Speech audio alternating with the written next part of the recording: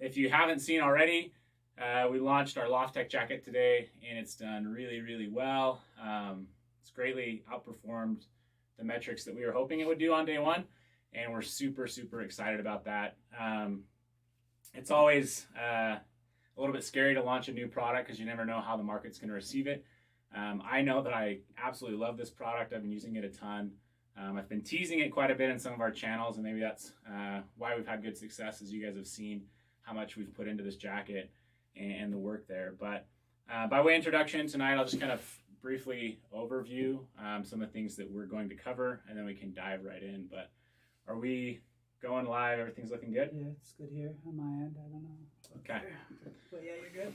All right, looks like everything's good. So tonight we're going to kind of cover why we designed this jacket, where the idea came from, and why we felt like it was a need in the marketplace.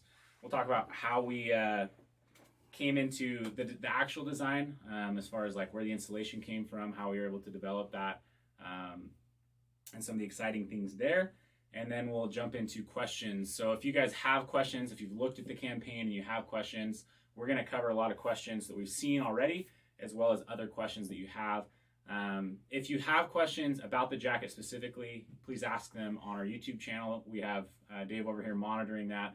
If you have questions about other products, I'll probably ask you to please hold those so we can keep this a little bit more focused. But probably hold some of your questions towards the end so that we don't miss them. If you post them right now, there's a chance we'll miss them, or post them multiple times so that we can make sure we don't miss your question. So I'm just going to go ahead and dive into a story that really illustrates the need for this LoftTek jacket. So this is the LoftTek jacket right here, as well as right there as far as looks go. But about 2 years ago, I got my first, not 2 years ago, a few years ago, I got my first down jacket, high quality down jacket, as well as my first high quality synthetic jacket. And I really expected myself to love the down jacket. Obviously it packed smaller, it was lighter, it was warmer, all these really positive things. But in the case of how I use products, I'm very active when I'm outdoors. I'm hiking, I'm moving, I'm doing different things. And so what I found is that over time, I liked the down jacket less and less, and I liked the synthetic jacket more and more and more.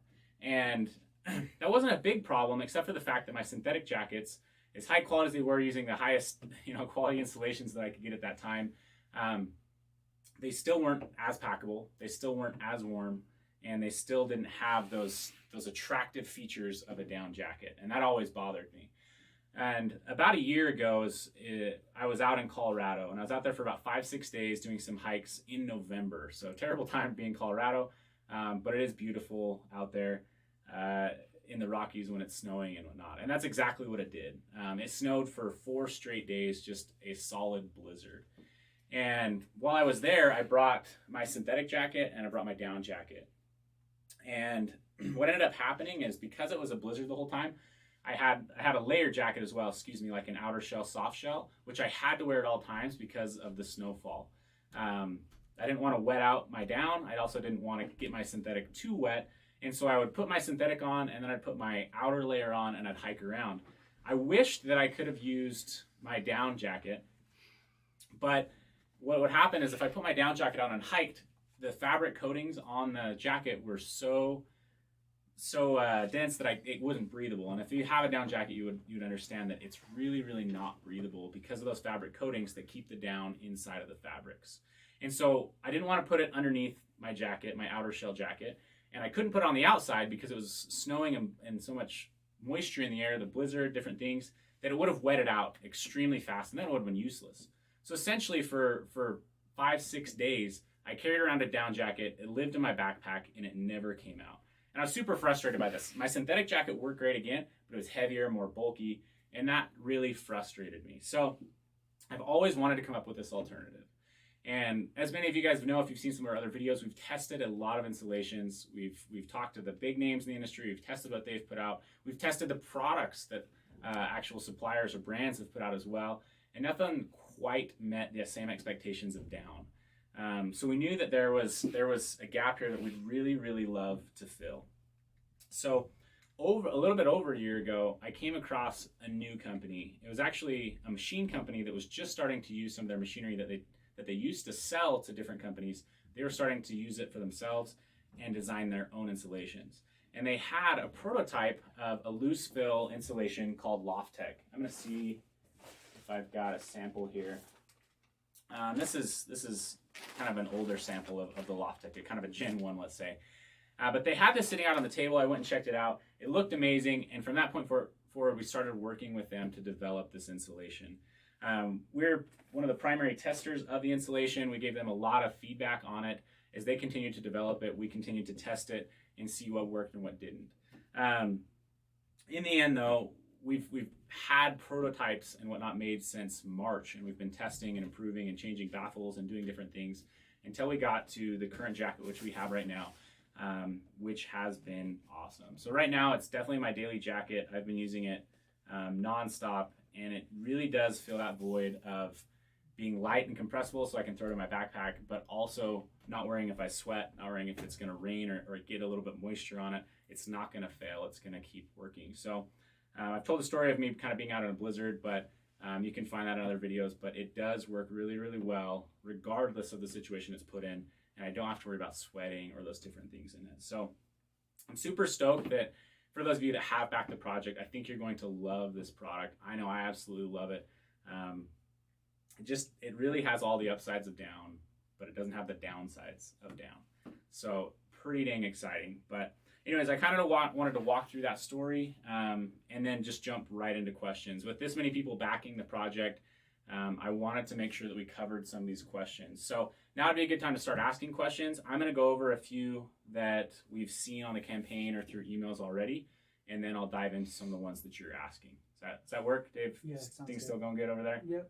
Good. I think a lot of them you're going to cover anyway. Okay. It sounds like a lot of the questions you're asking are ones that are already listed for me to go over. So first off, I know that we had some people on our email list a little bit confused by this, but I was able to lock in a little bit of production time with our factory earlier on. And so for that small window of production, we were able to produce about 1,000 jackets. Right now, we're selling them for about $100 a piece, which means when this campaign hits about $100,000, that production run will be over. By the end of today, I don't know what we'll hit, but I know we were about 65,000 in backing when I started this video. So it's not going to take long for us to fill that slot. So if you're an OV Tri member, I want you guys to know first that if you do want one of those first production jackets, you need to back before we hit 100,000, or there's a possibility that you're going to be waiting for second production on this jacket. If you do want that, though, the first production only has sizes medium to medium to double XL, and in that charcoal color. We do have some stretch goals, which we are hoping to hit. As soon as we hit 100,000, we were going to open up a small size as well as a triple XL. And then if we can hit 200,000, we are going to open up a second color option.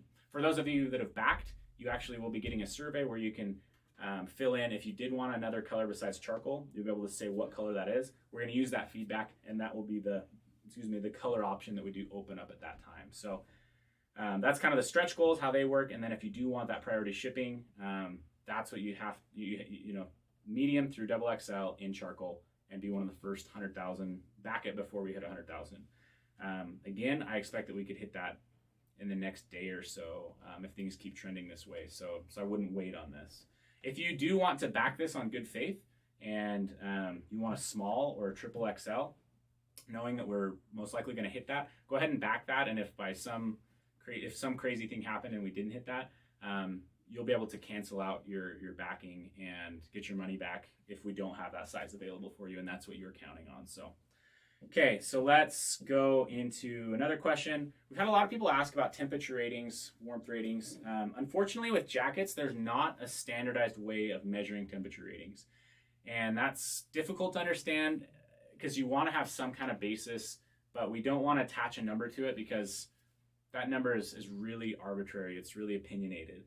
We've only seen one other person or company put a temperature rating on it, and it was just really confusing. So the way that I would say this is this jacket is going to work really well if you're sitting stationary, just sitting in one spot. It's still going to keep you warm in the 40-degree range. If you're lightly walking, like on flat ground, you're going to be good into the 30s or maybe even slightly below 30. And then if you're hiking or doing moderate activity, you're going to be able to take that much lower than that. Again, this is very opinionated. but down into the teens or even single digits. That's how I would rate this. So if you're sitting stationary, like at a ball game or something like that, it's probably a 40-degree jacket before you're going to want to start layering. If you're doing any kind of walking, things like that, it can go down to freezing pretty easy and beyond. The nice thing about this jacket, though, is because it's more breathable, because it has the pit zips, because the fabrics aren't coated, you can use this jacket, up to 60 degrees and not overheat. So it just has a very broad temperature range, which is really, really nice. And then it works really well as a layering piece because, if you sweat in it and it's inside of another jacket, if you get a little sweaty in there, it's not going to fail. So it just has more versatility in its range of temperature ranges. A few questions for those that have backed. They're wondering when they pick their size and when they're going to get charged. You will get charged and you'll pick your size after the campaign is ended. As soon as the campaign ends, the Kickstarter will start charging cards. And then if your card charges successfully, about a week after the campaign's over, you get an email saying, hey, what size do you want? And that's where you'll pick that. And if we hit the stretch goal, you'll be able to pick your color at that point too. So none of that's going to happen up front. That's going to happen after we close the campaign. And then is it true to size? How does it fit? Athletic cut, male? Yeah, so as far as sizing goes, it is athletic cut. Don't assume that it's not. I've seen people just here in the office, say that they're an XL, maybe a double XL right on the border. But if they carry their weight more around their navel, around their belly, then they definitely want that double XL. If it just depends on how you're carrying that weight and what fits. So I'm an XL and almost everything in the XL fits me perfect. But a year ago when I had about 30 more pounds on my frame, it would have been more snug and I maybe would have looked at the double XL, just kind of as a reference range. We do have a sizing guide right on the Kickstarter page.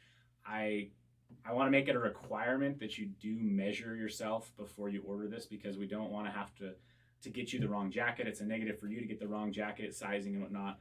And then there's shipping back and forth and stuff to get the right sizing. So you can measure that right on the Kickstarter page. There's a good diagram there, but it is athletic cut, so it's going to be tighter on the middle. It's going to be a little bit longer than most jackets, longer sleeves. But if you're carrying your weight more around your belly, then you might want to size up, but you can again make sure to measure that. Other questions? I've got a couple more written down. Yeah, go ahead.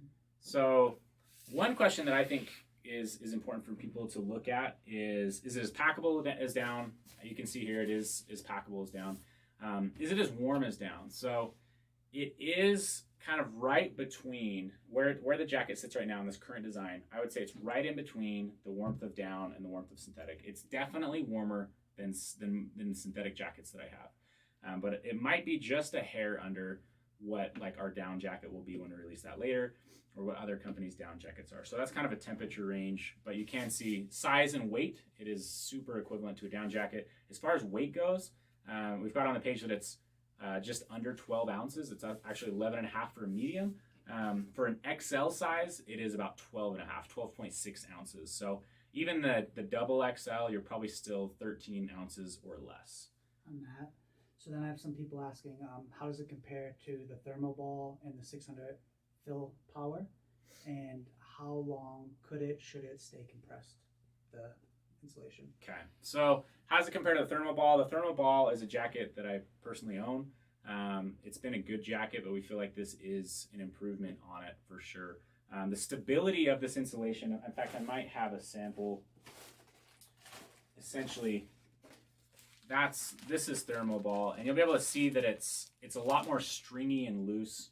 Again, we probably have different graphics floating around about this, but it's a lot more stringy and loose, whereas our insulation is much more round, and it stays loose, lofted a lot better than the thermal ball. So while they're claiming a 600 fill power, what's not easy to see is once you wash it, what happens. This jacket right here, I washed it last night, and it stays extremely well diverse in its baffles, loose, stays stabilized well, which is a big advantage. So it's hard to say because there's two parts to any insulation. There's the fill power, the loft, but then there's also the clo value, and that's actually the warmth value. So you could have something that was rated as a 500 fill power, compare it to a 600 fill power item, but that doesn't tell you which one's warmer for the same amount of weight. The clo value would give you more of that information.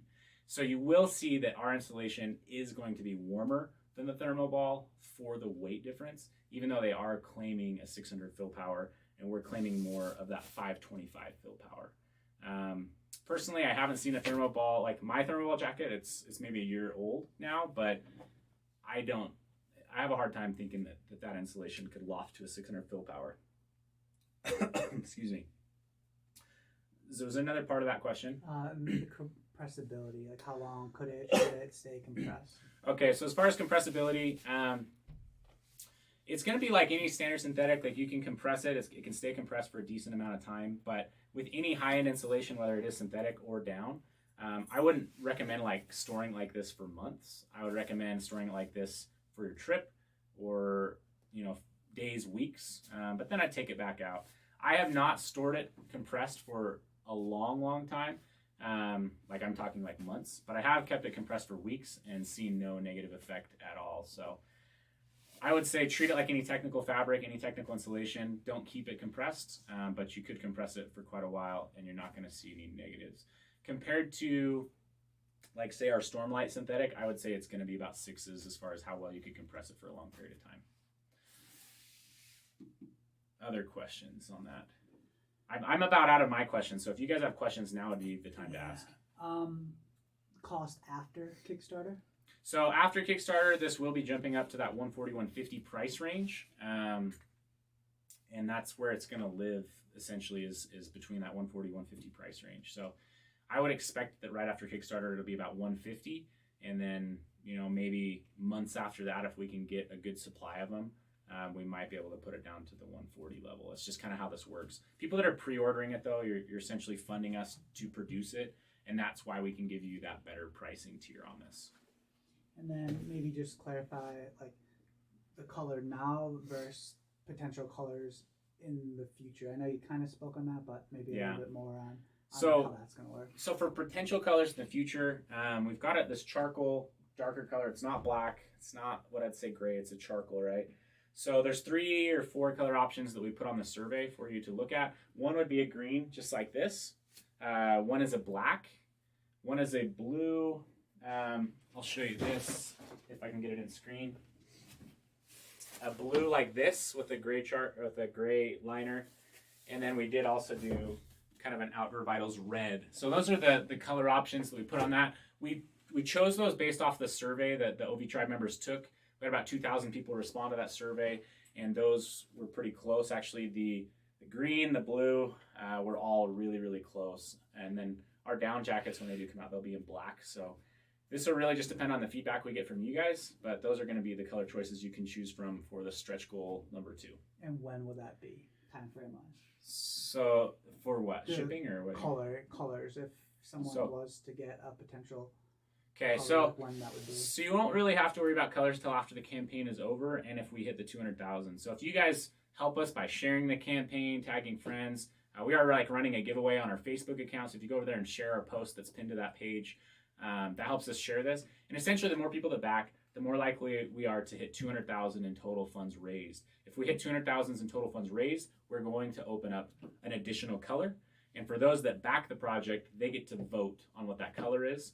And then once the campaign's over, you get to select whether you want the charcoal or the new color from the stretch goal. And additional sizes, correct? Right, and there will be those additional sizes that we unlock at the $100,000 price range. So there's 2 separate goals there. And then a little bit about the materials and the durability of the jacket. Perfect. So for those of you that follow this, there's a huge movement towards ultralight, and people are definitely moving towards lighter and lighter weight fabrics. So if you look now, there's a lot of there's jackets with the 7 denier fabric up to a 15 denier fabric, and so on and so forth.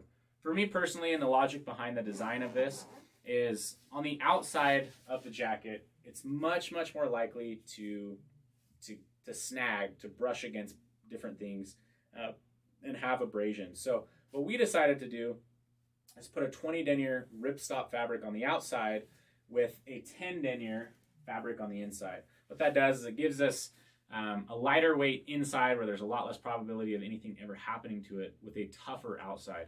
The ripstop fabric obviously also adds a degree of toughness to this product. So durability wise, it is It is going to be durable, especially in comparison to a lot of the jackets that we would put this in the same market as. If you can have a 10 denier outside or a 20 denier outside in relatively the same weight range, definitely that 20 denier is going to be more durable and handle abrasion when that does happen. If somehow the worst happens and you poke a hole in that jacket, the ripstop will stop that and make it much more repairable. But the ripstop also being threaded into the jacket does give it another level of durability. So it is an ultralight fabric. It's not going to be like a Carhartt material that has that level of durability, but it is going to be more durable than most jackets in the same category as it. Okay, I'd say maybe just two more. Care and washing. Care and washing. So with this insulation, the biggest thing that's kept other companies from being able to produce an insulation like this, or one of the biggest things, is the washing aspect. I won't name names, but I've bought other competitors' jackets in the past. I've washed them, and it's ruined the jacket. So what we recommend, before I get to that, with our insulation, with LoftTek insulation, it's much more stable and stays much more stable through the washing cycle. That being said, it's cutting edge, but it's not going to be perfect. So what I personally would recommend is I would recommend spot cleaning it as much as possible. And then if you do need to clean it and you've got the time, go ahead and like hand wash it. But if you don't have the time, like I said, I took this jacket last night. I put it on a delicate cycle in my washing machine. I washed it. I didn't dry it. I just hung it up right after that. By morning, it was completely dry and the insulation stayed completely stable. So you can wash this in a washing machine. It's not a problem. I would say though, like, I wouldn't excessively wash the jacket. There is a small potential for it to cluster. If it does cluster, you'll just kind of have to work those out with your hands. That's why I would say don't put it in the dryer. It's just excessive. Like the more times that you do that, the more times it opens it up. If you're going to wash this like once a week, it could potentially open up problems for that insulation. If you're more like me and you're going to wash your jacket a few times a year, put it in the washing machine, spot wash it, however you want. You do have that variety, but you can machine wash this on a delicate cycle. You'll see on our tag we say hand wash it, but you can wash this on a delicate cycle in a machine. That's about it. Okay, so that covers most of the questions we're going to cover here. If you have more questions, definitely ask those. We'll probably do some kind of a Kickstarter. On Kickstarter, there's ability to go live for those that back, where we can answer more questions in the future as they come up. But again, I just wanted to cover that. Thank you very, very much for backing. I'm truly humbled by the amount of you that have backed. We put a lot of energy and effort into this jacket. We put a lot of energy and effort into this campaign and letting people know about this. So it really comes full circle, and we're really thankful for our followers for this. As we move forward with this, it's kind of our first time we're touching apparel, but we're really excited for what the future might hold in this, and bringing some of our designs and thought ideas into this industry. But if you are interested in this jacket, just know that the price is going to start climbing after tonight.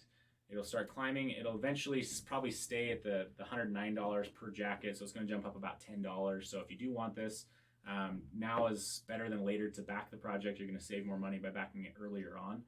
And then also just know if you do want that charcoal color in those initial sizes that we were able to do on a first production run, make sure that you back before we hit 100,000. What's the campaign at right now? Do you know? No. I don't know what the campaign is at right now, but we're probably close to 70,000 or thereabouts. And so I wouldn't hesitate. We launched today at 9 a.m. 71. So we're at 71,000. We jumped up $6,000 since we've gone live on this campaign. So I wouldn't waste time if you want to be one of those first $100,000 worth of backers or first 1,000 units. But thanks so much for joining us. I really appreciate your guys' questions. I'm super excited for this. I really, really think you guys are going to love this product. I'm excited to get it out to you and into your hands. Again, just thanks for being with us. And if you have any questions, we do have live chat on our website, as well as you can email us at any time. So thanks, OV Tribe. Really appreciate you guys being here, and we'll catch you in a few days on another video.